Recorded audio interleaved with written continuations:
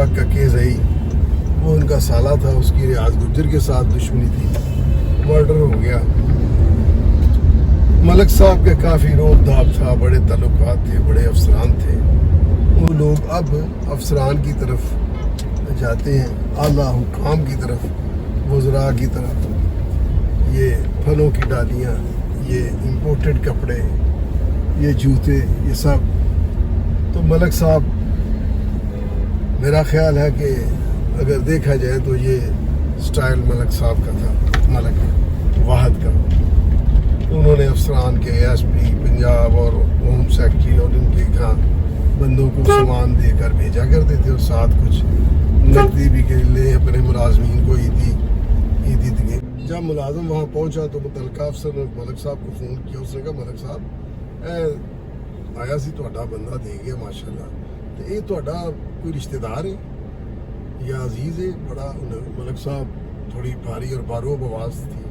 انہوں نے کہا کیوں, کی گل ہے, خیر ہے؟ انہوں نے کہا ہاں خیر ہی ہے, بڑا آپ کے ساتھ انداز ملتا تھا. انہوں نے ملک صاحب نے کہا اچھا. جب وہ ملازم واپس آیا تو ملک صاحب نے اس کو کہا اوئے گل سن, جو میں تینوں آخنا وہ کر. سن رہے, جو میں آخ رہا وہ کر, جو میں کرنا وہ نہ کر ورنہ قتل ہو جائے گا.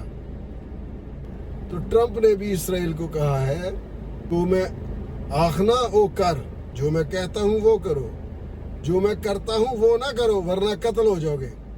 تو لے کر. اس نے کہا تیارے واپس کرو, چلو بیٹھو آرام سے, اور جو نقصان ہوا ہے تمہیں کئی سال کئی دہائیاں پیچھے چھوڑ گیا ہے, اس کا کچھ بندوبست کرو جا کر. اب یہ زخم چاٹ رہے ہیں انڈیا, اسرائیل بھی. تو پانوں کی دکان سلامت رہے گی, فکر نہ کرے, کوئی جنگ ونگ نہیں ہوئی بھی تو یہ پان بکتے رہیں گے, بھلے گھوری کا مکان اوپر ہو نہ ہو. ٹرمپ نے بھارت سے بھی کہا اور اسرائیل سے بھی کہا کہ گل سن, توجہ کر, جو میں کہنا ہو کر, جو میں کرنا ہو نہ کر ورنہ قتل ہو جائے گا. بھارت اور اسرائیل, جو آپ کو امریکہ کہتا ہے نا وہ کرو, جو کرتا ہے وہ نہیں کرنا ورنہ مارے جاؤ گے. اتنا ہی, ملتے ہیں اگلے ویلاگ میں. فیڈ بیک دیجیے گا پھر تہذیب کے ساتھ. تھینک یو, اللہ حافظ.